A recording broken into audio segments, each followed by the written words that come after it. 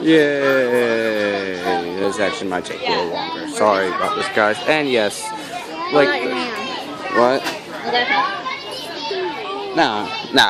Really police. Yeah, I see roly polies. You guys all hear me? Thumbs up, thumbs up. How back there? You hear me back there, sir? On the phone? You hear me? All right. All right, you guys ready to see our lions? Yeah, it's gonna be loud again, guys. So, Are you guys ready to see our sorry. lions? Oh wow, that was probably loud for you if you're wearing headphones. My name is Chris. I'm a keeper at the zoo. I will be your host for the show. These are our trainers, Lindsay and Travis. Hello, Lindsay. Hello, Travis. Hello, Chris.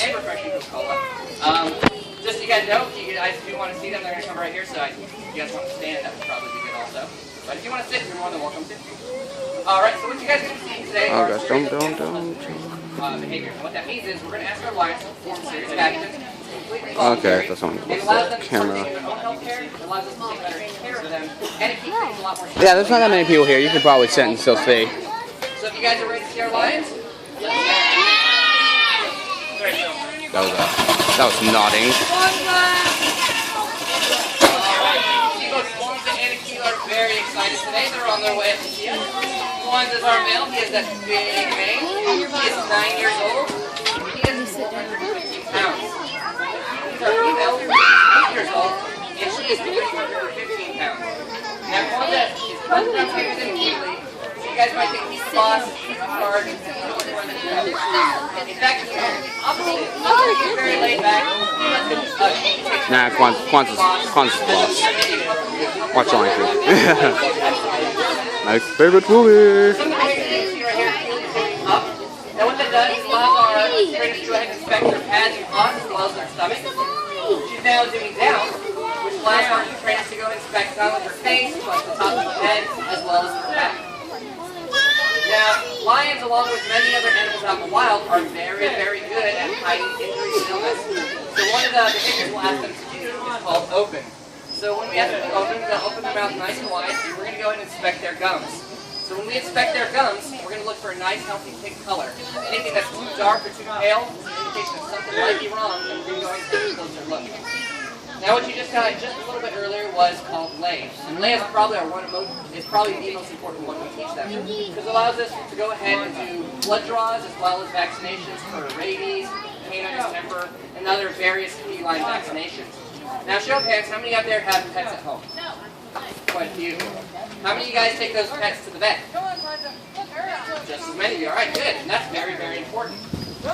Now about 10 years ago, out in the wild, there were about 50,000 lions out there. Now there's only about 30,000.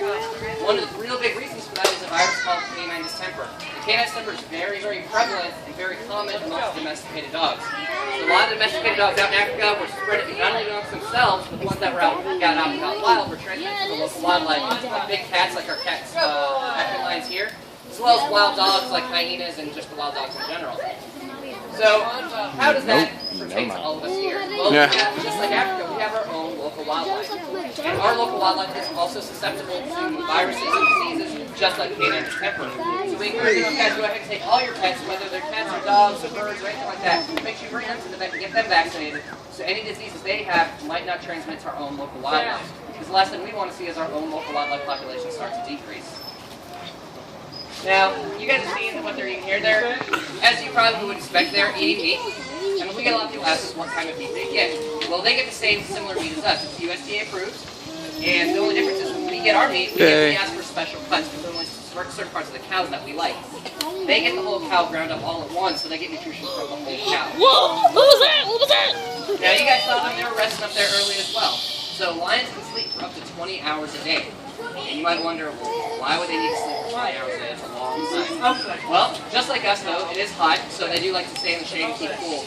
But out in the wild, their prey, which are things like gazelles, zebras, antelope, things like that, can run up to 50 miles an hour for an extended period of time once they get up to speed. A lion's top speed is only about 36 miles an hour. So for those of you guys out there who can do the math, their prey is considerably faster than them.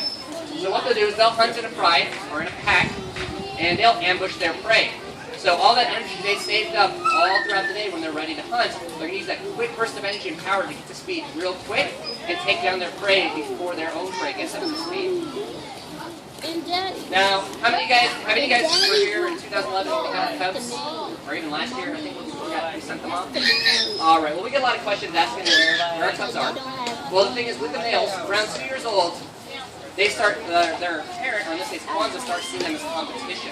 So we had them separated for about 10 to 12 hours. When he saw them again, he started getting aggressive with them, thinking that they were competition for him. So about that time, out in the wild, similarly, 2 years of age, males will go ahead and start separating themselves from the pride. So they'll stay within the pride's hunting range, but you won't see them with the main group. After about 4 years, they'll disseminate and they'll separate from the whole hunting area, start their own pride, or just join another group.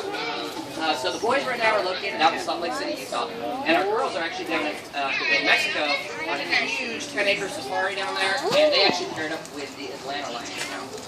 So our training looks to be just about done. We're going to stick around, answer any questions you guys might have. You can come out and ask Looks like there's Kwanzaa now. our trainers and also our new trainer over here. Hey, Kwanzaa. For you as well. Oh, he's not getting out that food. We do hope you guys enjoy the rest of your day here at the zoo, and you guys have a good day.